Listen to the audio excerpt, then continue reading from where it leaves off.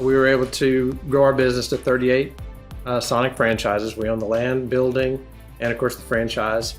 You start your business on day one planning to sell it, but you got to be all in 100%. It's an exhilaration, it's exciting, but then it's also, who am I? I've been the Sonic guy for 30 years. So who am I now? So now you begin a new transition, which is exciting as well. We're always focusing on how do we pay our people. I've had so many people thank me because they didn't have a high school degree and yet they're making $75,000 a year, help their mom get out of debt, bought their own house. Welcome to the first episode of the Franchise Empire Show. So I wanted to bring out a heavy hitter for episode number 1. So we're about to dive into the mind of Paul Reiser. Not only is he a fellow YouTuber, but he was the president of the ownership group, which grew to 38 Sonic drive-thru locations. Yes, 38. And here's the cool part. They also own the land, making his franchise empire significantly more valuable than if it was just the franchise locations. Did you even know that that was a strategy? So we're going to talk about that strategy in this episode, how he did it, how he built it up, how he financed them, and how he and his business partners had a massive exit and sold their entire franchise empire to a private equity company. And he was able to accomplish his dream of building a huge business, selling it, and then riding off into the sunset, into retirement. So this episode's the epitome of the American dream. Make sure you sit back and relax and enjoy the episode. I'm incredibly excited for our guest today. We have Paul Reiser, who, when you talk about a franchise empire, Paul and his business partners owned 38 Sonic locations, which is just insane. So, Paul, thanks for coming on. Thanks for calling me insane, Tarek. I like it. You know me. Yeah. And as you can tell already, this is going to be an entertaining one to say the least. And Paul's got some swag. I'll tell you, he's got a YouTube channel out there. So go follow Paul's YouTube channel. For a while, he called it, I think, the Sonic Guy, right? When you owned it. Started at the Sonic Guy when I was in the Sonics, and then Sonic always didn't know exactly what to think about that, but they kind of gave me some space. Then I changed it to Business Real. REAL. But now if you want to go to the YouTube and look me up, just put Paul Reiser Business, and my incredible knowledge on video and dad jokes will pop right up in your feed.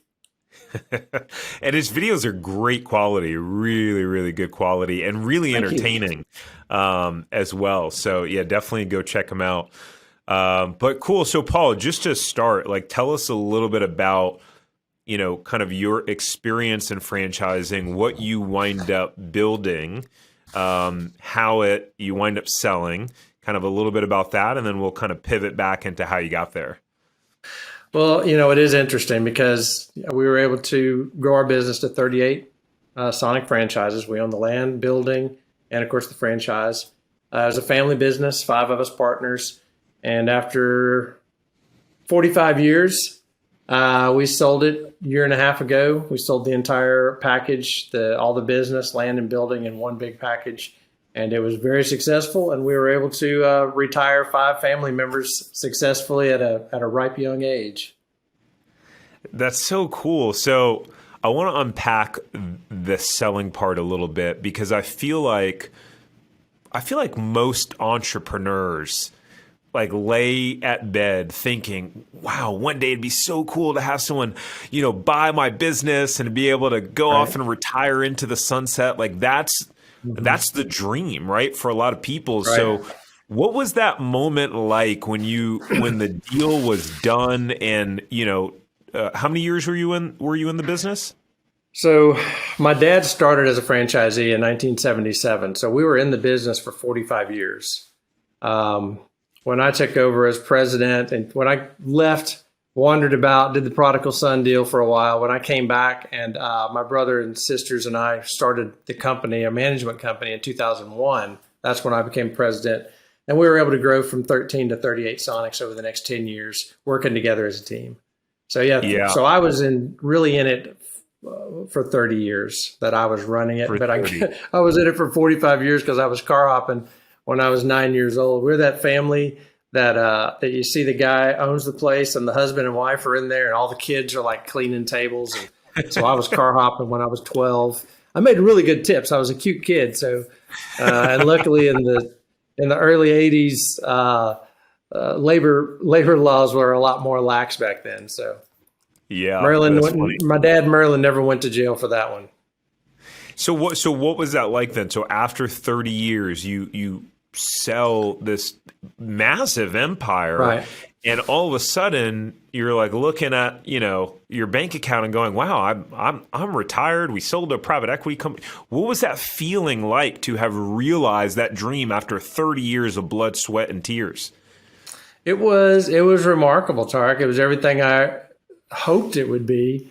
It's a really fine line you walk because you should you should start your business on day one planning to sell it. But you don't want to plan to sell it. It's a really fine line. You want to set it up in such a way that it's easy to sell, where it doesn't depend on you in the long run. But you got to be all in 100%. But you also have to have an exit strategy. So about 15 years ago, we said we need an exit strategy. They call it the big bus plan, or if somebody gets hit by a big bus. So we said we have to set it up to where we can sell it. And we can talk about that later. But that last year, it was 363 days from the day we put it on the market to the day we closed the sale. Wow. It was a long, difficult process because, it's 41 separate companies. When you look at the real estate was in a couple of companies. Each franchise was an individual LLC. And there's a lot of due diligence to get that covered. So selling it was as hard as building it seemed like. But it was also exhilarating because you see all these people that are actually evaluating your company more than you ever thought growing up, that flipping hamburgers, you would ever make this much money. And so it was exhilarating. It was scary. Is this really going to happen? You didn't sleep at night. I mean, I slept at probably 4 hours a night for the last 6 months before it happened, just trying to get everything working. We had 25 offers. So whittling that down to 10 and then to 3 and then to 1 and then negotiations. Every day you're like, is this really going to happen? I mean, am I really going to be able to retire after, 30 years of, this hard job? And then do I want to? I don't know anything else except Sonic since I was 9 years old. I had a lot of different jobs. Basically, Sonic was our identity. If you look, I'm in my office, I still have all my Sonic paraphernalia. If you're watching this on YouTube, I've got Sonic stuff everywhere because it's our life. So it's also a challenge on the day you sell. It's a relief. It's an exhilaration. It's exciting, but then it's also, who am I? I've been the Sonic guy for 30 years. So who am I now? So now you begin a new transition, which is exciting as well. Yeah, I can imagine that's a really challenging kind of identity shift and change. And I feel like, folks who maybe are making the corporate transition can kind of relate in some way to that, right? Because it's like their identity is so tied up in, being successful in the corporate arena, and then they're buying a franchise and maybe starting at the bottom again. And when we bought our first juice and smoothie franchise, I joke, but out of seriousness, I washed more dishes in that first 6 months than I ever had in the entirety of my life. Yeah, that's good. Good for you. No wonder you were successful. Well, and I think that's it goes to an interesting point for you, Paul, which is, through watching some of your videos on YouTube, like your staff and your team knew who you were when you walked in the door. So like, even though you had 38 locations, it didn't appear that you were just like sitting up in your ivory tower, right? Like you were there, right. Like you're connecting with the team and stuff like that. Like they knew who you were. It seemed like there was a really unique respect there that I don't know that I've seen often in the food business overall. So like, what was that like, and how often did you visit the stores, and how were you able to build such great rapport and relationship with your team? Well, no, thank you. So I'm always confused if we did it right, but I think we did do it right because, and I don't want to brag except for to give some credibility to what I'm about to say because I think it can be helpful. Um, we were Sonic rates their people as franchisees as small, medium, large, and biggest. Okay, so if you have more than 30 franchises, you're the large category. So we were in the largest category with 38 Sonics. There's probably 360 franchisees. 30 of them have more than 30 Sonics. And in that top 30, we were consistently in the top 10 as far as they rank us on KPIs. But Sonic puts out a balanced scorecard every month, and we were in the top 10. And we actually got up to number 3 at one point. Our sales were about 30% higher than average. Most of the time, we were at least a $200,000 to $300,000 a year average unit volume higher. So I just want to, and then when we sold for more probably per unit than had ever been sold at Sonic. And a lot of that was to do with the timing and why we sold it because of the timing. But all that to say is when I tell you, I had to get the credibility myself to have the confidence to tell people what I actually did because I didn't think we ever were doing it right. We were always flying by the seat of our pants, in my opinion. So when I'm in these Sonics and you read the books and the people always say, work on your business, not in your business. And I'm like, well, I don't know. 8 out of 10 businesses go out of business. And yet we've been thriving for 45 years. And I think it has to do with the way I wasn't hands-on cooking hamburgers, at least the last 15 years. I mean, if I went in the kitchen, they would say, oh, Lord, what's Mr. Paul doing in the kitchen? But we did do constant leadership training. So I had a manager meeting every month where all the managers would come and Louisiana managers would come to my Louisiana office. We'd have a meeting. And then the next month we would go to Alabama. All my Alabama managers would come to the office and we'd have a meeting. And then we would visit stores. So how often do I visit stores? I see all my managers at least once every other month. See all my assistant managers at least once every other month. Everyone else, it's hit and miss. So I might go into Sonic in Bossier City, once a month, but it might be a year before I get to Marianna, Florida to see that inside that store. But we have supervisors that are in there every week. We have, anyway. So, but me personally, I know the managers on a very personal note because we meet every month and we've done a lot of leadership and my managers have been around for 15 years on average. So, you said a couple of really interesting things there, which is that you felt like you were flying by the seat of your pants, right? Mm-hmm. Often. And the whole concept of that you felt like you were doing it wrong.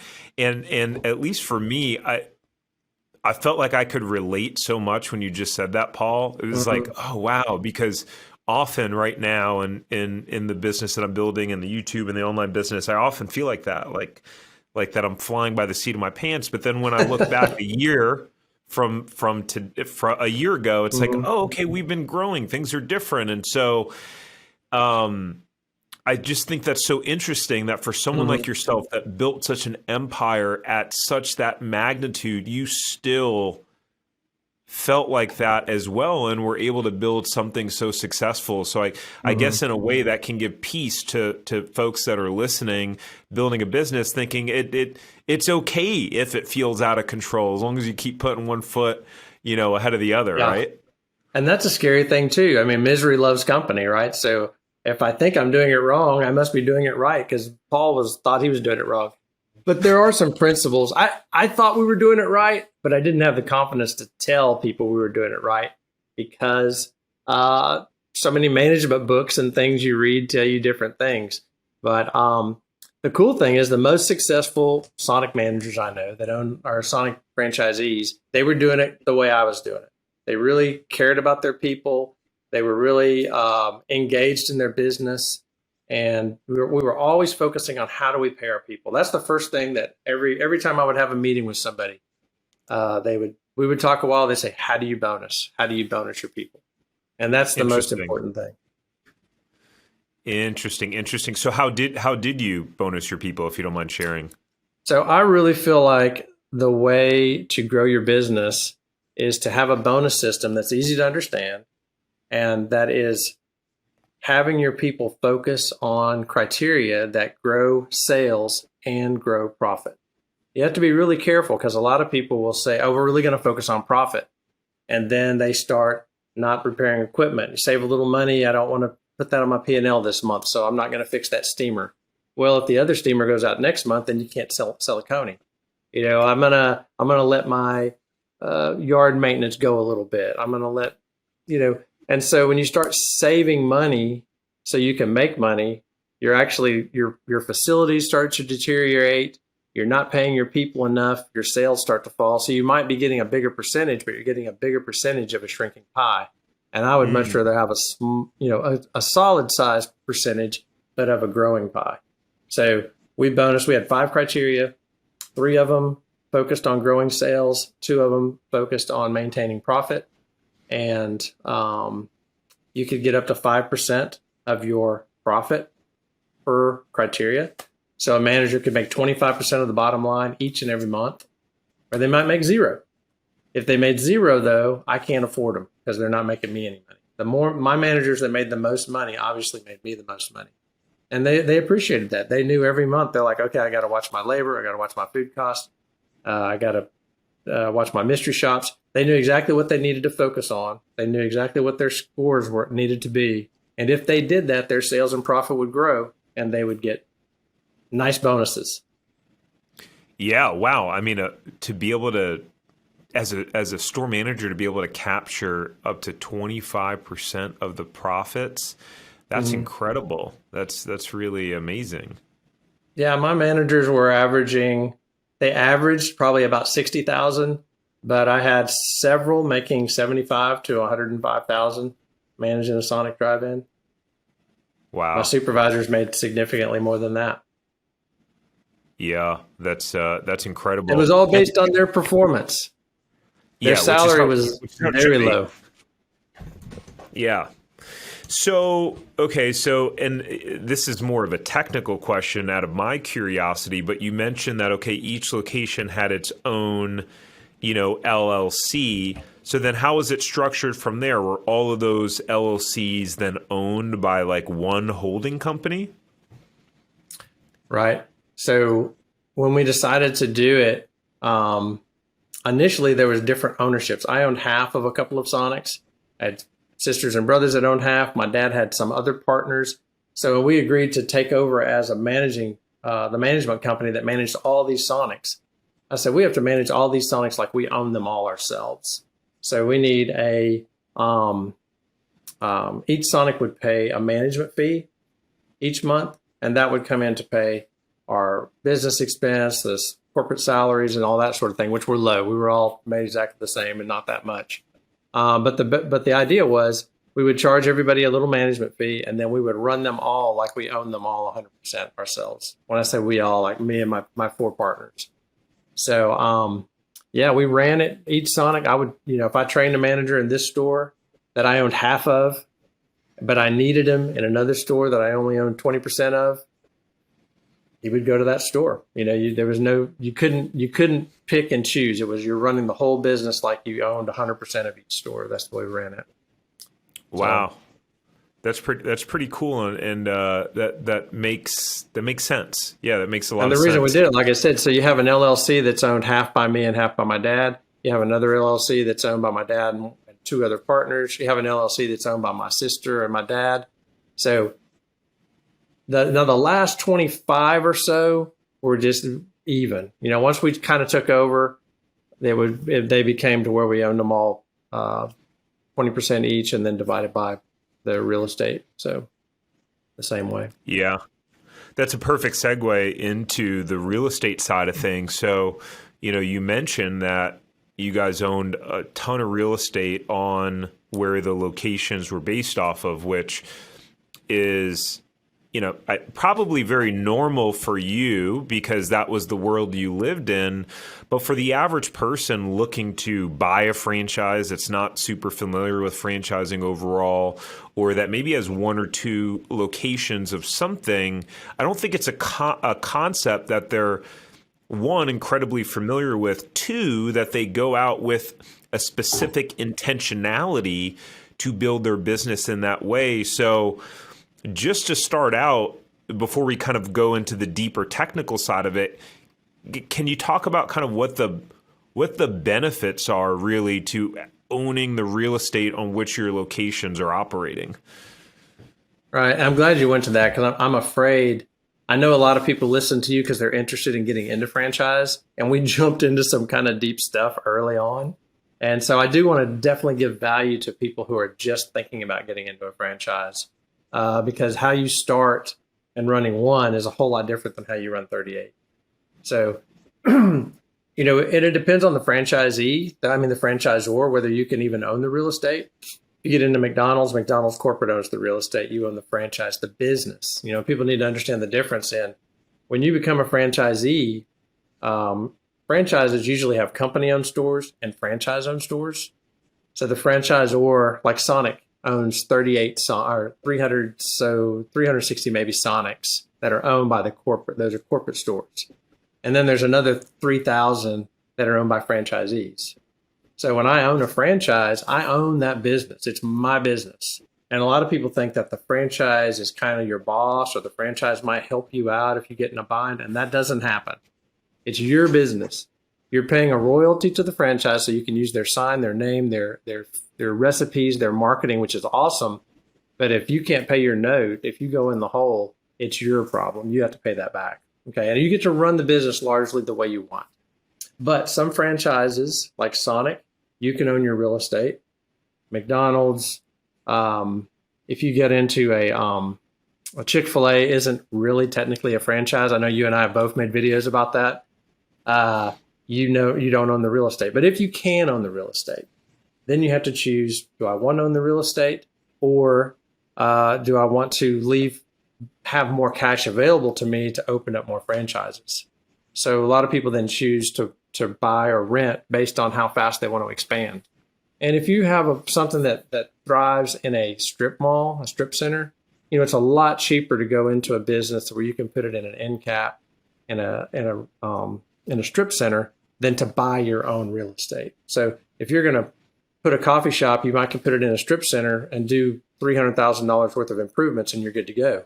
If you want to buy a piece of property to have that coffee shop, you're going to spend $200,000 to $600,000 on the property, another $500,000 on the business. You're $1.5 million before you sell your first cup of coffee. But you can use the equity in that business to borrow against to build more. But we always like to own the business, own the real estate, and we grew pretty slowly because of that. But as we had more and more real estate, we were able to grow faster and faster. Our biggest year, we built 3 Sonics a couple years in 1 year. So it wasn't really the cash that was slowing us down. It was trying to find a good spot to put a new Sonic was slowing us down more than the cash flow being able to buy the real estate. Yeah, that makes sense. And, it wasn't really until about a little bit over a year ago that I learned about a lot more about the real estate side of things. I was interviewing who's become a friend of mine now, someone named Glenn. He works with Huntington Bank. All he does is SBA loans, and he was telling me how you can finance them over, I think, a 20 or 25 year amortization, which is typically for a business, you can only typically do it for 10, right? So it provides a lot more options when you have double the term in terms of the real estate overall. And I know it's popular in the daycare model. So in child care, it's a very, very common for you to go in and buy the real estate and then build your daycare, which is interesting. Mm-hmm. Yeah. Well, because you're probably not going to build a bunch. You're probably going to grow slowly in the daycare business. Yeah. Oh, yeah, definitely. Yeah. I don't think you really see people owning 30 daycares or, Primroses or Goddards, et cetera. Mm-hmm.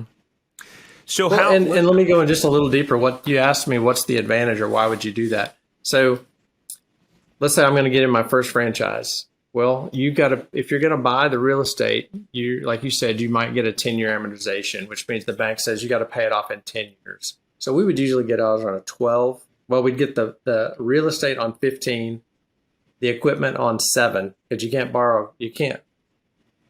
buy equipment on more than a 7-year note. and then that would be blended to a 12-year note. Okay. Interesting. So say we spent $1 million on a real estate, on a Sonic, just to make it a nice even number, because we spent a lot more than that from the last 20 of them. But the bank says, okay, well, you have to come up with 20% down usually, or an amount of equity in another building you can lean up against it. So you have to come up with 20% down, but then you still owe $800,000 on that building. So if you get that business up and running and then you don't like it and you want to leave, or you go out of business, you still owe that $800,000. So you either need to lease that building back out or you need to sell it. Either way, you're stuck paying that note back. So when you buy the building, you're putting yourself into a much bigger, possibly financial bind. But however, if you do pay it off, you can start collecting rent down the road. And along the way, you can do a lot of tax advantages by owning it and depreciating it. Contrast that with renting. So say I want to get into a business and I don't have a ton of money up front, but I think it's a great business. Well, you can lease that space and you're making money off the business, and you're not stuck with a note. You're stuck with a 5-year lease, say. So if end of 5 years, you can walk away from that thing if it doesn't work out. End of 5 years, you cannot walk away from a building that you spend $1 million on. So yeah, it's a good, a really good point. And rent's getting expensive these days too. It is. It's so is building a building. I'm sure.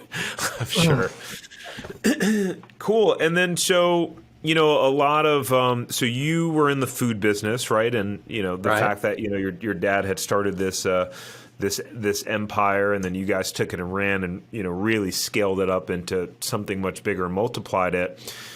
What was that like overall, being in the food business, in the sense that a common thing that's set out there is that, hey, the food business is a low margin or low profit margin business. Was there at any point where you guys thought about ever pivoting out of just doing the Sonics and going into like other businesses? And if not, why? Mm-hmm. And why did you decide to continue to expand? So it makes a lot of sense to pivot into another business when you get into something like a Sonic or something that's a large franchise, and you can only put so many in an area. And so, once you've completely penetrated your market with your brand, now if you don't want to go off somewhere far away to start building more of them, it makes a good sense to all of a sudden now I go into a chicken or something different that I can fill in the spots in between. But what we had a good system. We had a lot of people trained in place that knew how to run Sonics. We had all our software, everything was focused towards Sonic. So it was a lot easier for us to build a new Sonic and take a manager that already knew how to run a Sonic. So it made sense for us just to continue to expand out Sonic. But eventually you're like, well, there's no more I can put here. So you go to Sonic. And the great thing about a franchise is, where is a good place to expand? And they say, well, South Louisiana, South Alabama is a good area. They gave us a few others that were really far away.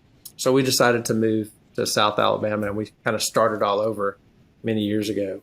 Man, I lost track of your question. I need to start answering your questions faster. How did that start? You said, I should have got into, should I start doing oil change places? So I'm not all just stuck with food. And is food low margin? Food's lower margin than people think it is. People are like, man, I know it doesn't cost you $4 to make that hamburger. You're making a killing, and you see how busy it is. But there's also a lot of overhead and a lot of labor involved in food. So it's a thin margin. Full service restaurants, I think, average 2 to 10%, like around 4% profit. Fast food's going to average closer to 10%. And it's gotten harder and harder lately. So 10%, and say the average restaurant does I don't know what the average does. The average doesn't do that much. But let's say you do 10% on $1 million, and you've got 100,000. Not that many restaurants actually do $1 million. So you're probably making $60,000 to $100,000 in profit on that store for working your 80 hours a week. So it is a challenge, and it's like, man, that's a lot of work for $80,000. But what happens is the multiplier of when you start building the next one. and the next one and the next one. And then if you start paying them off and you start to collect some rent, then you begin to have some large volume, and then you get a couple of $2 million stores and a $3 million store. So there isn't that much money in one. It would be a real challenge to try to live really, really well off of one fast food restaurant. But once you get 5 or 6, then you're doing pretty good, or you're getting killed. How are you getting killed? It's interesting how many people get kind of sucked into the idea or the allure of franchising through food. It's like so many people look and that's kind of what franchising, that's the image that comes to mind, when I think the average person thinks about franchising, which is interesting. Overall, I had a guy actually that was just DMing me on Instagram saying that he's coming to the U.S. on a visa and he's looking for looking for a franchise, and was asking me, hey, should I do food? Is it and I'm like, well, you could, but it is lower margin, and you would really need multiple in order to probably realize the income that you'd want to make. But obviously there are folks like you and others that have gone out and done it at a large scale overall. I want to pivot the conversation to, outside of the technical and strategic side of things, what do you think was the biggest mindset or belief system that you adopted over your years of entrepreneurship? And how did that wind up benefiting you? Well, I mean, very fortunate, because my dad, he had a million different jobs. He was poor. He was number 7 of 8 kids, lived in a one bedroom little teeny house in Wichita, Kansas. And his mindset was, I'm going to get out of this by starting a business. So he always sold candy out of his locker.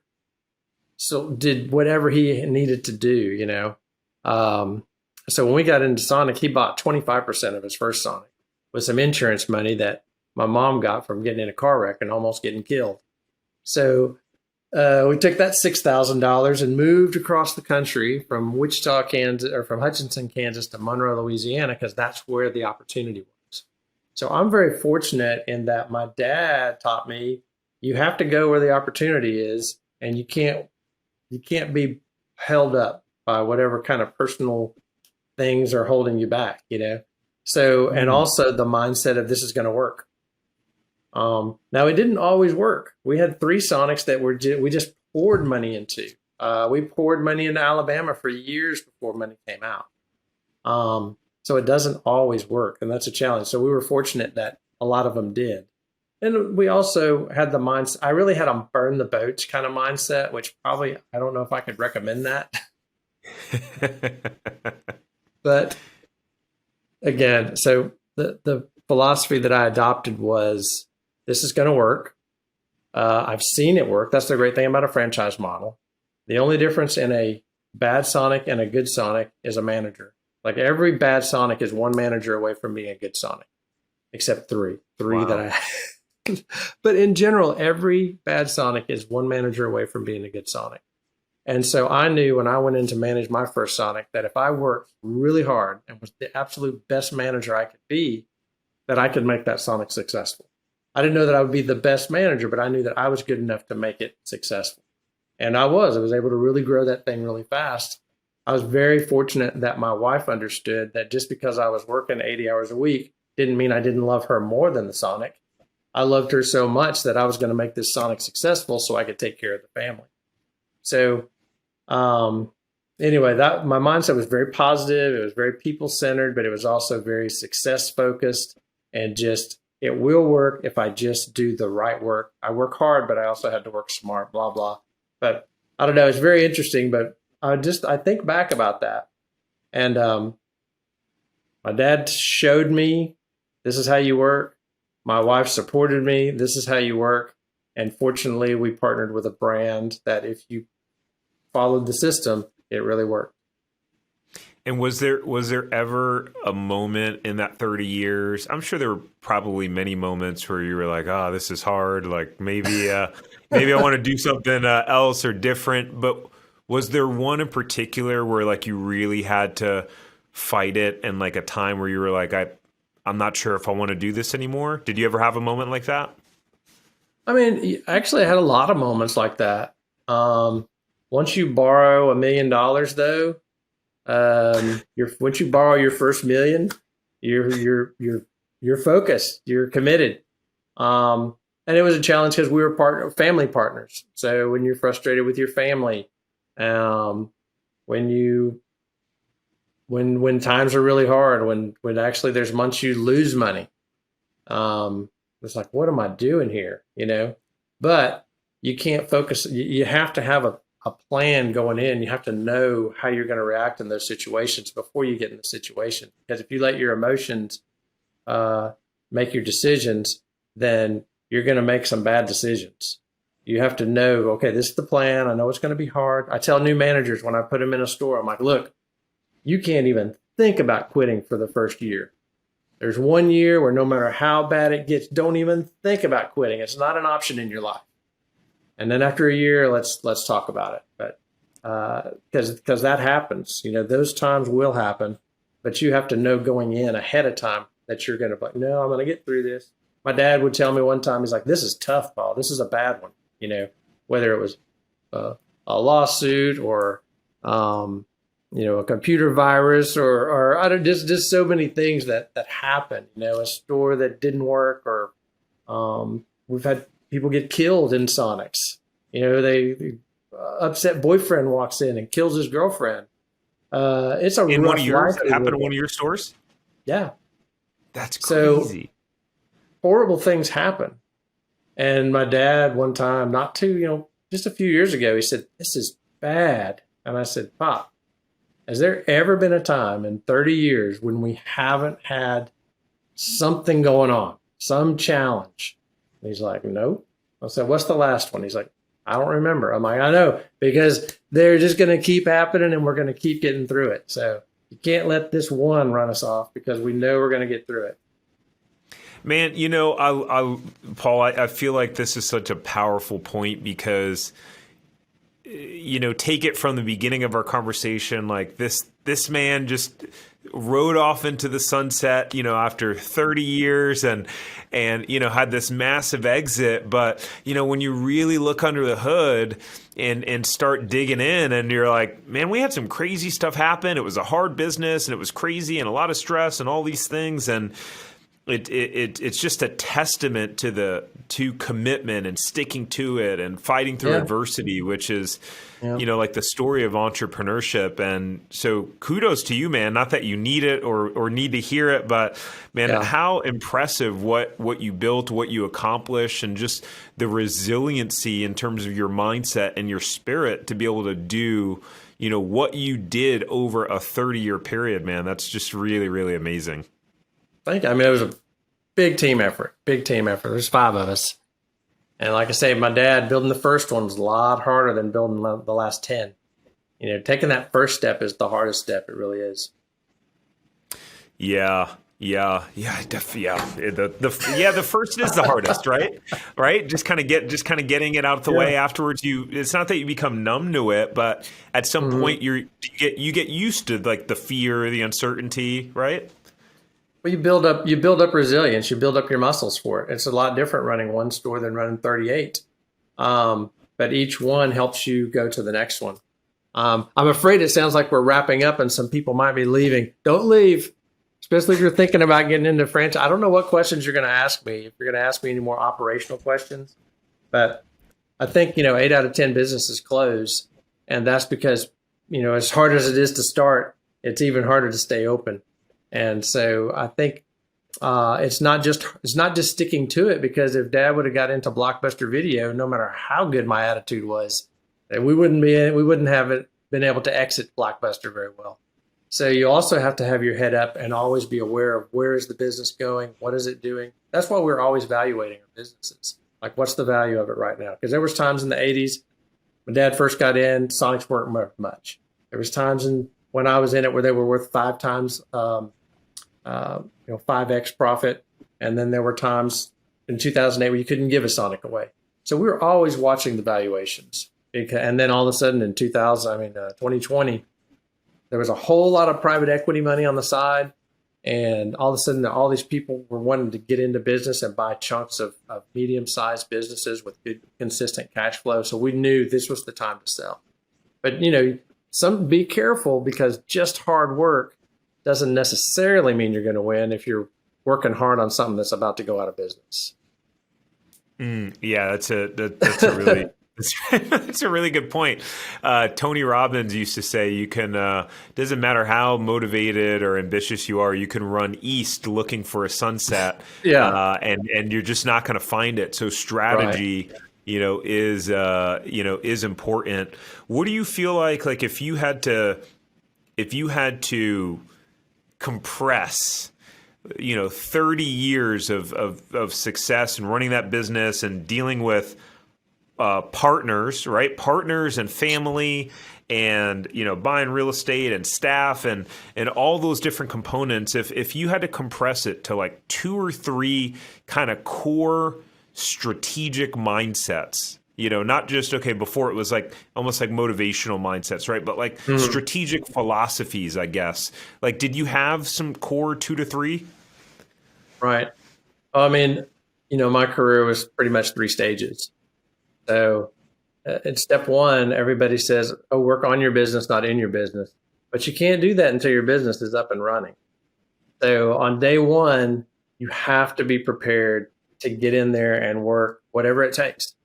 You might have the perfect manager set up, and then you open up and they're crazy, or they steal a deposit, and you have to fire that manager on day 1, and then you're left holding the bag. So realize that when you start, it all depends on you. And if you're planning on getting off at 5 o'clock and the 5 o'clock assistant doesn't show up or the car up, you have to stay till 8 or 9 or 10, So be ready to work whatever it takes to open it up. For me, it was about 5 years of 80-hour weeks. So I missed every fish fry on Saturdays that my family had. Anyway, but I'm not saying that to feel sorry for me. I'm just saying I don't know anybody that has been very successful in Sonic or any other business that wasn't willing to say, I can't go to that right now. I love you so much that I'm going to make this business successful. So go represent me at the fish fry this weekend so I can get these burgers out the door. So realize step 1, it is all up to you. But every minute that is beyond when you're actually running a shift, you need to stay extra and train other people to do it well.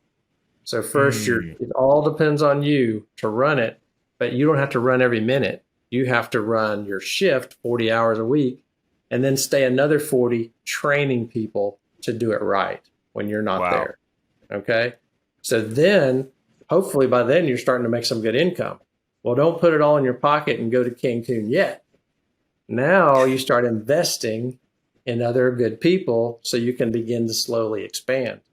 And we slowly expanded at the beginning, and then we were able to quickly expand. But then you invest in people. And then toward the end, what I didn't figure out, my dad told me from day 1, he's like, you can't touch every hamburger slick. In other words, he would come in and watch me, and I was everywhere, making sure every burger. And he's like, you've got to train people to do it right. So then once I was able to train people, then hire people, then I said, yeah, it's easy to replace an assistant. Definitely needs to replace himself. Manager needs to replace himself. Supervisor. But then I was the president of the company, and I'm like, well, I forgot the rule number 1, replace myself. So then the last part, I finally figured out I needed to replace myself. So I found somebody more experienced than me to come in and take over the business. And that really enabled us to step away, either to sell it or grow it or pivot it. And the biggest problem people have is, if I hire somebody better than me, I'm putting up quote symbols if you're listening to this on a podcast. I have a video about that, as a matter of fact. Hire someone better than you. Then people feel like, I'm going to get replaced or I'm going to get fired. But the most valuable thing you can do is replace yourself. because that gives you the ability then to step back and to do more work. That doesn't mean walk away. Oh, and the last thing is always be sure that you are delegating, not abdicating. So the problem that a lot of people run into is I'm exhausted. I need to get out of here. And you have somebody that's a hard worker. They show up all the time. You give them the keys and say, you're in charge, and you abdicate responsibility. You give it to them and you just walk away without checking up. Delegating means you've trained them properly. Then you give them the keys. Then you check up on them. Then you reinforce. Then you train. Then you encourage. It's a whole lot. But what usually happens is people like, here's the keys, you run it. They come back, it's a mess. They're like, you did a terrible job. Oh my gosh, you're the worst. Either that or they don't say anything, which is even worse. So wow, that's a huge light bulb for me. Yeah, that's it. It's the only way we were able to sell it, because when we were trying to sell it, everybody wanted me and my brother-in-law, that's our IT guy, to stay on. Like, you guys can stay on for a couple of years. You can keep part of your sale in equity. And I'm like, no, I'm out. But you don't need me because you got Tony. And you have these fantastic properties with great locations. I sold them all on the fact that location's more important than management, and you guys are buying great locations. It's true. You got to have location. But anyway. Hey, you got to have business savvy, right? Business savvy, and it pays off in the end. Before we wrap up, I do want to hit on this point of what was it like, there you go. What was it like working with partners and family members? There's some people that go, never get into business with your family. It's the worst thing that you could ever do. How are you able to manage that? Yeah. I mean, it's a well-known slogan. The fastest sinking ship is a partnership. So it is a challenge. It is a challenge, really. It's the biggest challenge. It really is. Luckily, mom and dad taught us never to fight, and all my brother-in-law, all my brothers and sisters, we were partners together. There was 5 of us. I'm the youngest of 5. So it was a kind of a gut check. It was psychologically difficult, I know, for my brother, who's 12 years older than me, to be the president, to not be the president. But he realized that we all were different kind of suited. We kind of sat back and everyone had their own unique abilities. Like, obviously this guy's going to be better at this guy's better at this. Paul's just really good at communicating, and he already has great relationships with the Sonic corporate. So he's the guy that's going to be the president. But what you also have to do is, if you don't have to have partners, I guess don't get partners. It is nice to have somebody that's that you can talk to. You really need peers. You really need people. So if you don't have partners in your business, you need to have peers that own similar businesses that you can talk to. That's real important, because you do need relationships. But if you do have partnerships, just make sure before you ever sign up that you have very clearly written out your different roles and responsibilities. So everyone needs to know what their responsibility is, what their role is, what they're responsible for.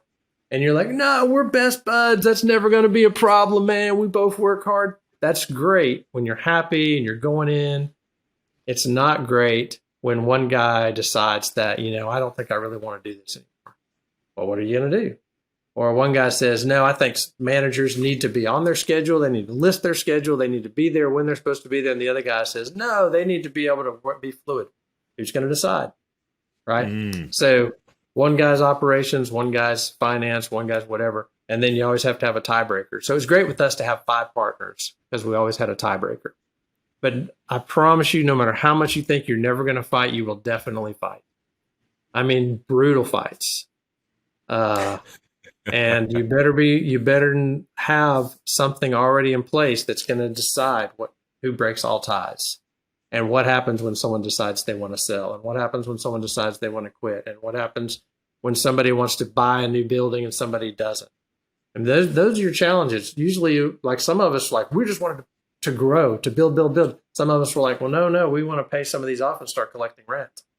So what do? You know, you got to have procedures and policies in place to handle all that.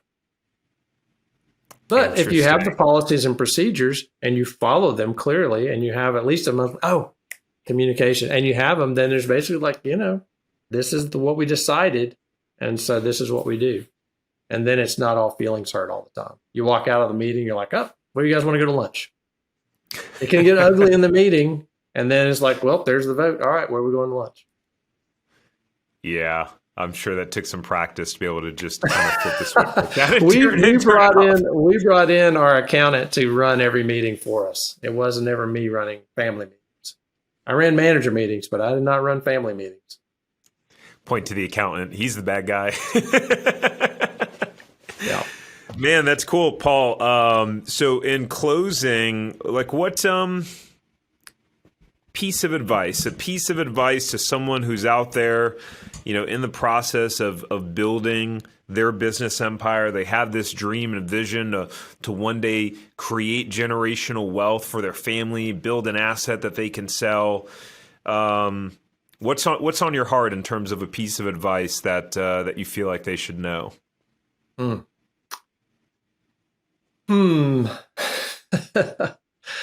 do it. No, I'm just kidding.